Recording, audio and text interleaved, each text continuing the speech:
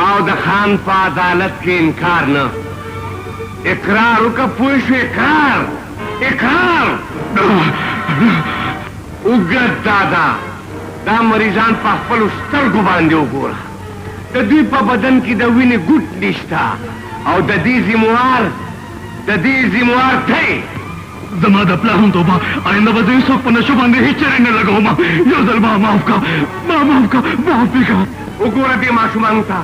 چې ستاسو د نشې په وجه باندې د دوی په بدن کې د وینې یو قطره نشته اوس به زه ستاسو له بدن نه وینه وباسم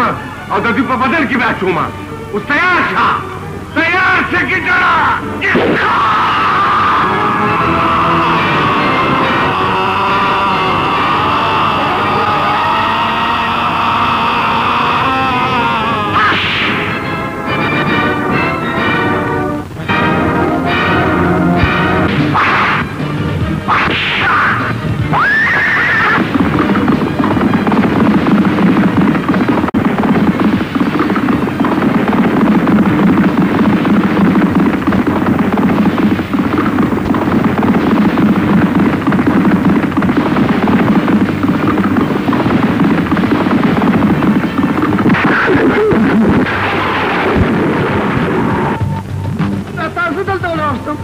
لاس چې کله ناسور شي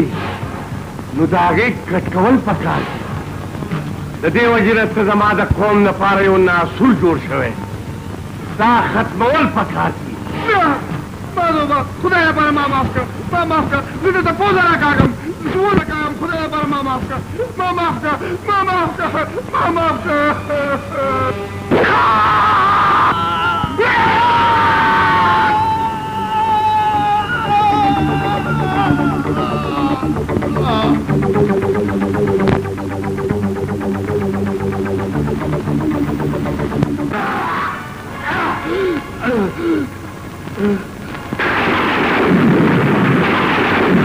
او خان سره دې لپاره دلته نه راوستی زه به ستا په زخمونو پټۍ وتړم ما ته دلته دې لپاره راوستی چې نن ته په خپلو سترګو باندې لاسونه وګورې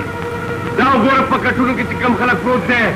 د دوی په بدن کې د وینې یو ګوټ نشته او دا ټول ستاسو د ظلم وجه ده نن به زه ستاسو د بدن نه یو ګوټ وینه وباسم او د دوی په بدن کې به اچوم تیار شه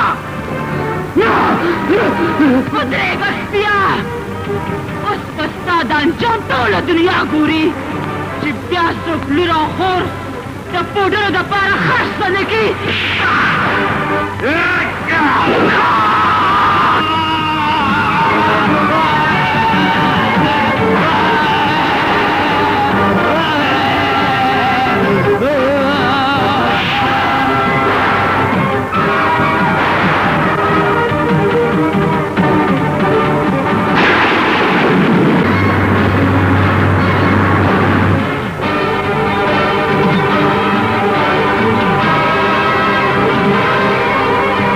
د دې خلکو کورونه ستا د لاسه تباه شوي تور خاماره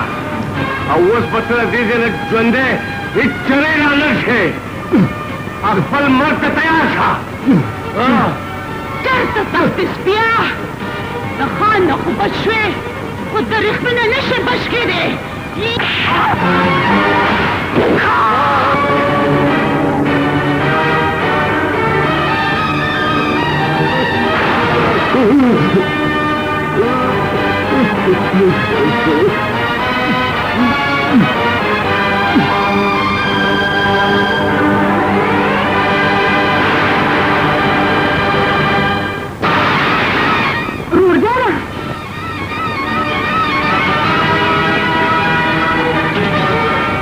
خبردار چې د تښتېدو کوششونه کوي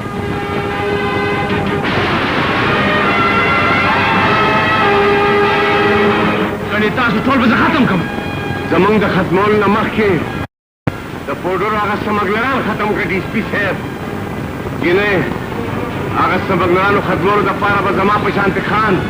او د ریښمینې په شان جنۍ پیدا کېږي